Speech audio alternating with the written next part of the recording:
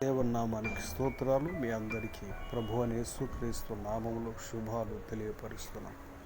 ప్రేమైన సహోదరి సహోదరుడు, ఈ సంవత్సరం అంతా కూడా దేవాది దేవుడు మనల్ని కాపాడినాడు. మనల్ని, మన పిల్లల్ని, మన కుటుంబాన్ని కాపాడి ఆరోగ్యవంతులుగా ఉంచాడు. అనేక విధాలుగా అనారోగ్య పరిస్థితులు వచ్చినప్పటికీ దేవుని కనికరం మన మీద నిలిపి ఆయన హస్తాన్ని చాపి మనల్ని స్వస్థపరిచి బాగు చేశాడు. మనము ఆయనను స్తుతించే వారిగా ఉండాలి. ఈ సంవత్సరం ముగింపులో మనం ఉంటున్నాం.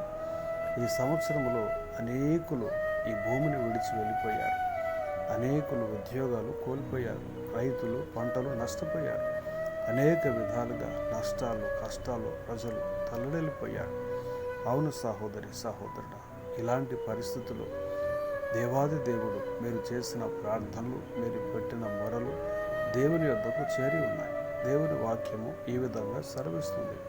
నిర్గమకాండం 3వ అధ్యాయం 7వ వచనం అంటుంది, మరియు యెహోవా ఇట్లనను, నేను ఐగుప్తులో నున్న నా ప్రజల బాధను నిశ్చయముగా చూసితిని. పనులలో తమ్మును కష్టపెట్టు వారిని బట్టి వారు పెట్టిన మొరను వింటిని. వారి దుఃఖములు నాకు తెలిసయినవి. అవును సహోదరి సహోదరుల, మనము పెట్టిన మొరలన్నీ ప్రభు దగ్గర ఉన్నాయి. మన దుఃఖాలన్నీ కూడా ప్రభు ఆయన విని ఉన్నాడు. ఆయన దగ్గర భద్రం చేశాడు. తప్పకుండా మన కన్నీటికి జవాబు వస్తుంది. నిర్గమకాండం 3వ అధ్యాయం 9వ వచనం ఉంటుంది, ఇశ్రాయేలీయుల మొర నిజముగా నా యొద్దకు చేరినది.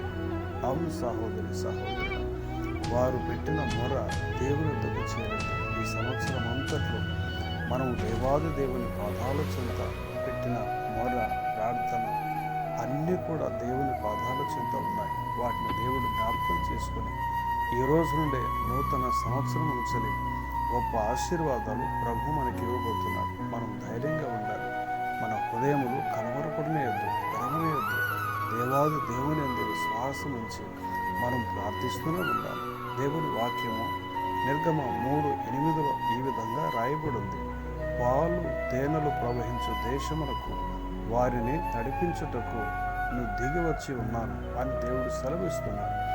అవును సహోదరి, శ్రేష్టమైనటువంటి ఆశీర్వాదంలోకి ప్రభు మనల్ని నడిపించబోతున్నాడు. మనం ఎందుకు భయపడాలి? విశ్వాసంతో దేవుని పాదాల చెంత ప్రార్థించి ఈ వాగ్దానమును పొందుకొని ఆశీర్వాదాలతో మనము సంతోషించి ఆనందించుకుందాం. దేవుడు మనల్ని దీవించి ఆశీర్వదించి కాపాడునుగాక.